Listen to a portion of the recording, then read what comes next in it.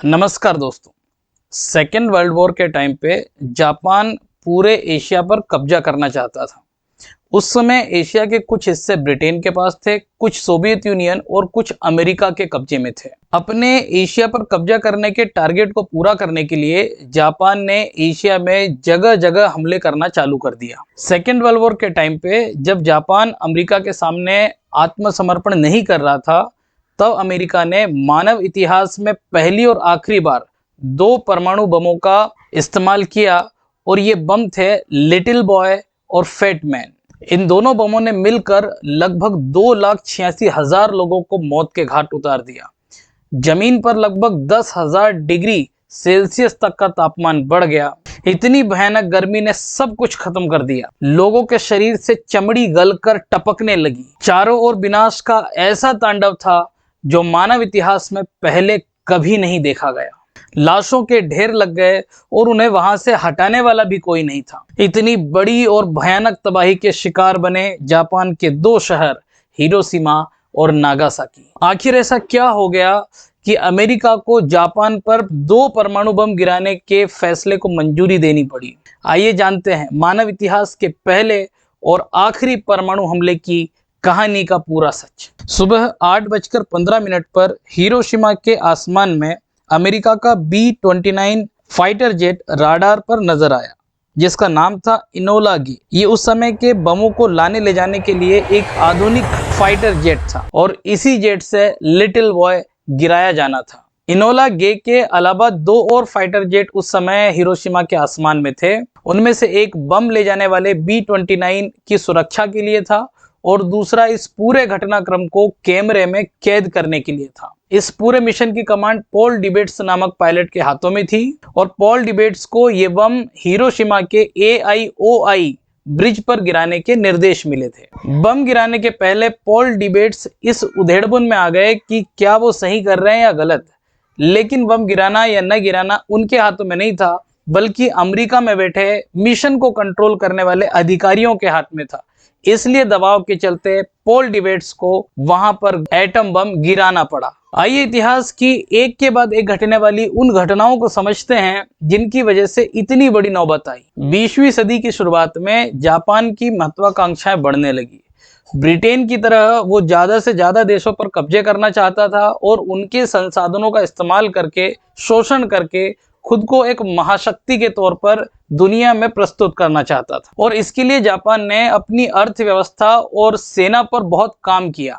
ये भी ध्यान दीजिएगा, उस समय जापान में सम्राट का शासन था और सम्राट की इच्छा ही जापान की इच्छा मानी जाती थी। जापान जितने आगे की सोच रहा था, उसके पास वहां पहुंचने के लिए संसाधन नहीं थे और इन्हीं संसाधनों को जुटाने के लिए उसने लगातार हमले करना चालू कर दिया। 1931 में जापान ने चीनी प्रांत मंचूरिया पर हमला किया और उस पर कब्जा कर लिया और साथ ही उत्तरी चीन के कई हिस्सों पर लगातार हमले किए। जापान को सबसे ज्यादा जरूरत तेल, कोयला और लोहे की थी और इसकी पूर्ति करने के लिए उन्होंने एक विकल्प के तौर पर एक रणनीति तैयार की और ये रणनीति 2 हिस्सों में बनाई गई, उत्तरी रणनीति और दक्षिणी रणनीति। उत्तरी रणनीति इंपीरियल जापानी सेना द्वारा समर्थित थी, जिसमें चीन, मंगोलिया, साइबेरिया पर हमला करके कब्जा करना शामिल था। दूसरी ओर दक्षिणी रणनीति इंपीरियल जापानी नौसेना द्वारा समर्थित थी, जिसमें दक्षिण में ब्रिटिश, मलाया और डच ईस्ट इंडीज पर कब्जा करना शामिल था। जापान ने दोनों योजनाओं को जोर शोर से चलाया, लेकिन उसकी उत्तरी योजनाओं को बड़ा झटका तब लगा जब उसकी योजनाओं की वजह से सोवियत यूनियन रूस की सीमाओं पर परेशानियां होना चालू हुई और सोवियत यूनियन रूस के दखल के बाद जापान को अपनी उत्तरी रणनीति पर पुनः विचार करना पड़ा या लगभग बंद करना पड़ गया।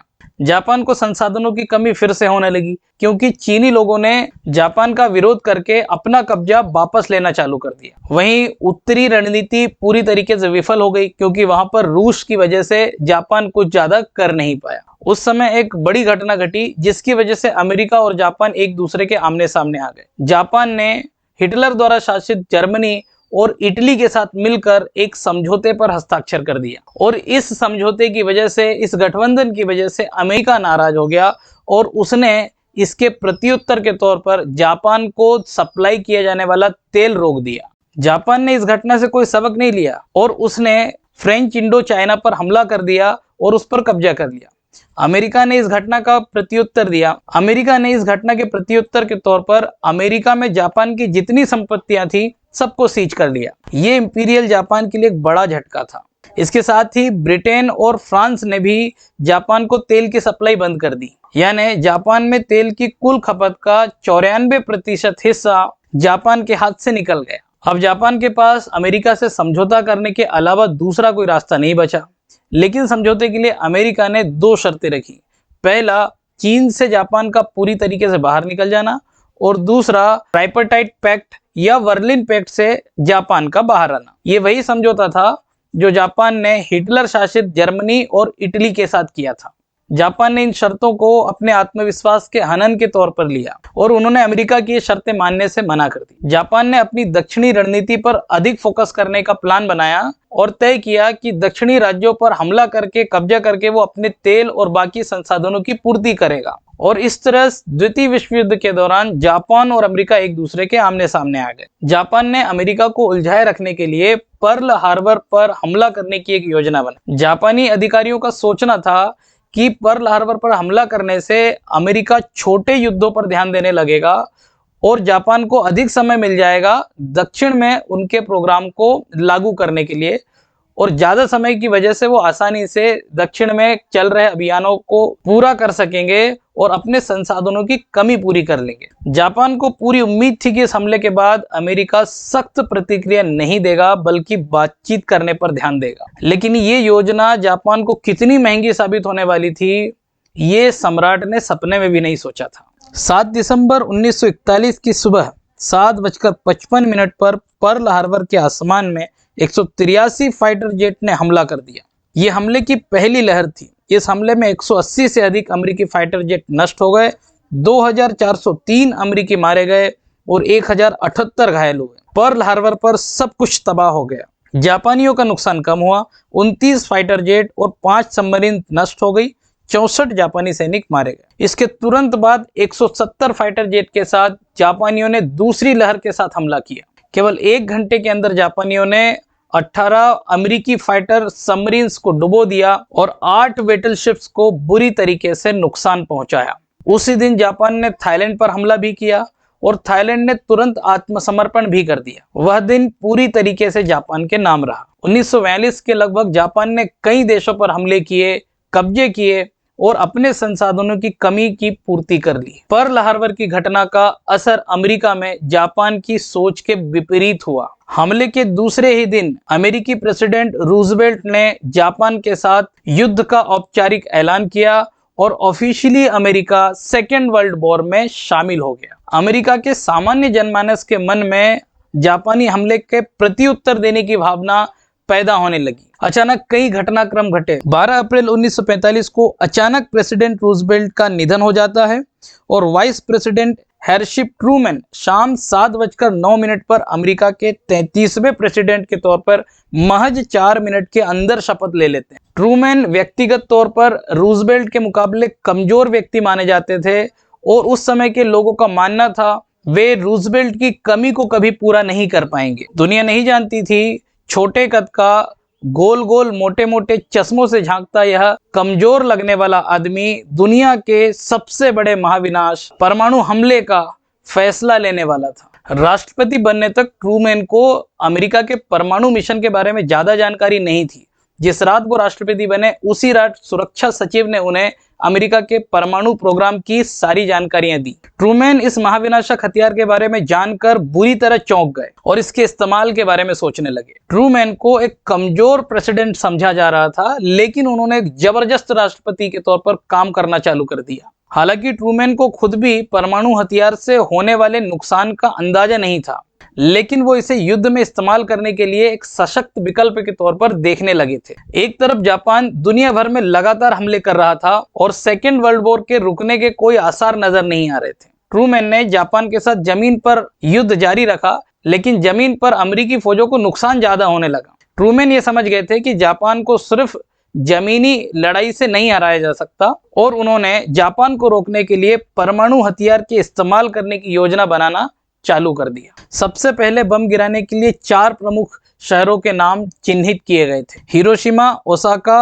अमाकासाकी और ओमोडा। ग्रोव्स, जो कि मैनहट्टन प्रोग्राम के डायरेक्टर थे, उन्होंने हिरोशिमा पर बम गिराने पर प्राथमिकता दी। उन्होंने इस बात पर भी प्राथमिकता दी कि अमेरिका को एटम बम बनाने की दर पे ज्यादा काम करना चाहिए ताकि जरूरत पड़ने पर और भी ज्यादा बम गिराए जा सके। हिरोशिमा पर गिराया जाने वाला एटॉमिक बम एक यूरेनियम बम था और नागासाकी पर जो बम गिराया गया था वो एक प्लूटोनियम बम था। पर्ल हार्बर की घटना के लगभग 4 साल बाद एक कमजोर लगने वाले बेहद मजबूत राष्ट्रपति के आदेश के बाद अमेरिकी B-29 fighter jet little boy परमाणु बम लेकर जापान के हिरोशिमा शहर की सीमा में घुसा और सुबह 8:15 और 17 सेकंड पर मानव इतिहास का पहला परमाणु बम फाइटर जेट से नीचे गिरा दिया गया। जमीन से लगभग 1850 फीट की ऊंचाई पर आकर लिटिल बॉय में जबरदस्त विस्फोट होता है और अगले कुछ सेकंड में पूरा शहर मलबे के ढेर में तब्दील हो जाता है। विमान में बैठे चालक दल के सदस्य कैरन ने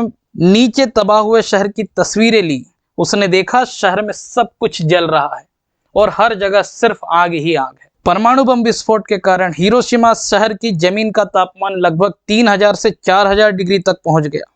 तालाबों और कुओं का पानी उबल गया, लोहा पिघलकर बहने लगा, लाखों लोगों की तुरंत मौत हो गई, पेड़ों के पत्ते राख में बदल गए और तने बुरी तरह फट गए, त्वचा गलकर पिघलने लगी और पूरे शहर में रेडियो एक्टिव विकिरणें बिखर गई। आसपास के इलाके में विस्फोट का दबाव 32 टन प्रति वर्ग मीटर था और हवा 440 किलोमीटर प्रति सेकंड की रफ्तार से बह रही थी। लोग जहां खड़े थे, बैठे थे, वहीं मर गए। एक व्यक्ति का शरीर उसकी साइकिल पर पिघला हुआ मिला। 1 मिनट पहले जो बच्चे मुस्कुरा रहे थे, खेल रहे थे, उनके अवशेष भी वहां नजर नहीं आ रहे थे। हिरोशिमा धरती का नहीं, नरक का शहर लग रहा था। जो लोग किसी ईश्वरीय चमत्कार की वजह से बच गए थे, उन्होंने बताया कि लोगों ने अपने बच्चों को गले से लगाया और मर गए। जो कुछ बच गए थे वो थोड़ी देर के बाद मर गए। पूरा शहर लाशों का ढेर बन गया था। ट्रूमैन ने हमले के बाद अपना ऐतिहासिक भाषण दिया और उन्होंने कहा, हिरोशिमा शहर पूरी तरह से नष्ट कर दिया गया है। जापान बिना शर्त तुरंत आत्मसमर्पण करे, वरना और भी ज्यादा हमले किए जा सकते। कुछ जापानी कमांडरों ने राजा को समझाया कि इस महाविनाशक हथियार से लड़ा नहीं जा सकता, लेकिन सम्राट आत्मसमर्पण करने के पक्ष में नहीं थे। इस घटना के बाद रूस ने भी जापान के साथ युद्ध की घोषणा कर दी। ट्रूमैन ने अपने भाषण में अमेरिका को सही ठहराने की कोशिश की। जापान आत्मसमर्पण करने के लिए तैयार नहीं था और अमेरिका जापान को लगातार दूसरा झटका देना चाहता था ताकि जापान तुरंत आत्मसमर्पण करे। इसलिए अमेरिका ने हिरोशिमा पर हमले के महज 3 दिन बाद 9 अगस्त 1945 को जापान के एक और शहर पर हमला किया। इस बार एटॉमिक बम का शिकार हुआ नागासाकी शहर। इस शहर पर लिटिल बॉय से 2 गुना शक्तिशाली प्लूटोनियम बम फैटमैन को गिराया गया, जो जमीन से लगभग 500 मीटर ऊपर आकर फट गया, जिसने भयानक तबाही मचाई और हजारों लोग मौत के मुंह में समा गए। इस हमले के तुरंत बाद जापान ने आत्मसमर्पण की घोषणा की और जापान के आत्मसमर्पण के साथ ही द्वितीय विश्व युद्ध आधिकारिक तौर पर समाप्त हो गया। लेकिन क्या हिरोशिमा पर हमले के बाद नागासाकी पर बम गिराना अमेरिका का सही फैसला था? क्या रूस के जापान पर हमले के बाद अमेरिका को कुछ समय इंतजार नहीं करना चाहिए? क्या इन परमाणु हमलों को टाला जा सकता था, या जापान ने यह आफत खुद ही बुलाई थी और अपने इस हश्र के लिए जापान खुद जिम्मेदार था? इन प्रश्नों के बारे में आप क्या सोचते हैं? कमेंट बॉक्स में लिखकर बताइए। और साथ ही अगर वीडियो आपको पसंद आया हो तो चैनल को सब्सक्राइब कीजिए, वीडियो को लाइक कीजिए और शेयर कीजिए। धन्यवाद।